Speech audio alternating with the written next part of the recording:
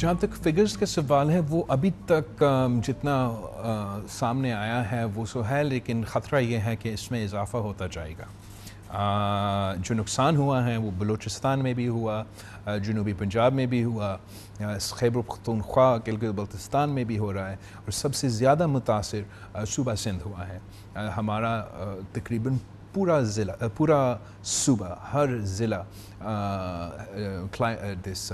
Distressed catastrophe affected declare ہو چکا ہے۔ میں اپنا ایک اگر لاڑکانہ کا ایگزامپل دے دوں، صرف لاڑکانہ ضلع سے 80,000 فیملیز have been displaced۔ ان سب کو اب ٹینٹس پہنچانا، کھانے پینے کا سامان پہنچانا، صحت کی سہولیات پہنچانا انشور کرنے کے لیے کہ یہ بیماری نہ پھیلے، یہ ہمارے امیڈیٹ چیلنجز ہے۔ ہم اس وقت تک، جبکہ یہ تو بارشوں کا سلسلہ جون کے آخر سے لے کے اب اگست کے آخر تک چلتا آ رہا ہے، لیکن ابھی بھی ہم ریلیف اینڈ ریسکیو کے سلسلے میں ہیں۔ جو لوگ افیکٹ ہو چکے ہیں وہ ڈرائی گراؤنڈ کی طرف آ رہے ہیں، ان کو ہم کوشش کر رہے ہیں کہ کسی بھی طریقے سے، چاہے وہ ٹینٹس کے تھرو یا ہمارے سکولز میں، ہمارا کالجز میں جو بھی حکومت کی بلڈنگز ہوں گے ان کو ادھر پناہ دینے کی کوشش کر رہے ہیں، اور ریسکیو اور ریلیف ہمارا انیشل فوکس ہوگا۔ آگے جا کے ہمارا میڈیم اور لانگ ٹرم میں ہم ریکنسٹرکشن اور ریہیبلیٹیشن، نہ صرف ان لوگوں کے جو گھر افیکٹ ہو چکے ہیں، لیکن ہمارا جو انفراسٹرکچر، ہمارا سڑکیں، ہمارا برجز، جہاں جہاں وہ نقصان ہوا اس کا جائزہ لے کے آگے جا کے ان کو ہمیں بنانے پڑیں گے۔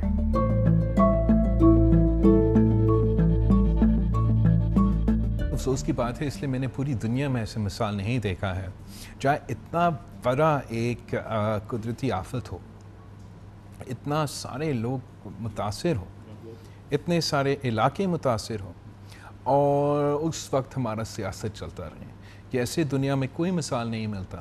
جہاں کہیں کوئی زلزلہ آیا، جہاں کہیں کوئی سیلاب آیا تو پورا ملک ایک ہو کے متاثرین کو مدد کرنے کی کوشش کرتے ہیں۔ ہمارے جو اپوزیشن ہے ان کا مرضی ہے، انہوں نے اگر جلسہ کھیلنا ہے وہ جلسہ کھیلتے رہیں، وہ اپنے الیکشنز کے مطالبات کرتے رہیں۔ اس وقت ہمارا جو پرائیورٹی ہے وہ اس مانسون کے، اس سیلاب کے متاثرین کے دکھ درد میں شامل ہونے ہیں۔ ہم نے ان کو جو بھی ریلیف ہم سے ہو سکتے ہیں اپنے حکومتوں کی طرف سے، صوبائی حکومت، وفاقی حکومت، ساتھی جہاں سے ہم مدد کر سکتے ہیں ان کو پہنچانے، وہ ہمارا پرائیورٹی ہے۔ میں خود تو وزیر خارجہ ہوں، مگر اتنا شدید بارشیں اور اتنا نقصان ہوا ہے اس سیلاب کی وجہ سے کہ میرا ایک دورہ تھا یورپین کنٹریز کا، میں نے وہ تو پوسٹپون کر لیا ہے تاکہ اس مشکل گھڑی میں ہم اپنے عوام کے ساتھ ہو سکتے ہیں، ان کو مدد کر سکتے ہیں۔ بعد میں سیاست چلتا رہے گا، ہم دیکھتے ہیں اس کے ہم مقابلہ انشاءاللہ تعالیٰ کریں گے، لیکن اس وقت ہمارا پرائیورٹی یہ ہے کہ ہم نے ان سیلاب متاثرین کو، مانسون کے متاثرین کے ساتھ دینا ہے۔ ہمارا جو مخالف ہے، چاہے وہ حکومت میں ہو یا اپوزیشن میں، وہ کبھی اس چیز میں دلچسپی نہیں لیتا۔ 2020 میں اسی صوبہ میں عوام متاثر ہوئے تھے۔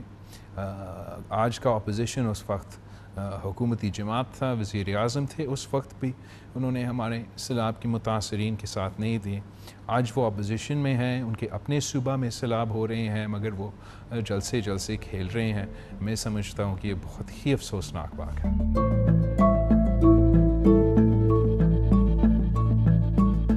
میں سمجھتا ہوں کہ دنیا میں ایسا کوئی حکومت نہیں ہے، نہ صوبائی یا وفاقی، جو اس اسکیل کا نیچرل کلیمٹی کا مقابلہ کرنے کا کیپیسٹی رکھتے ہوں۔ لیکن آپ کے سامنے جب اتنا بڑا مسئلہ آ جاتا ہے تو آپ ہی ہر انسان اپنا کوشش کرتے ہیں کہ وہ مدد پہنچائیں۔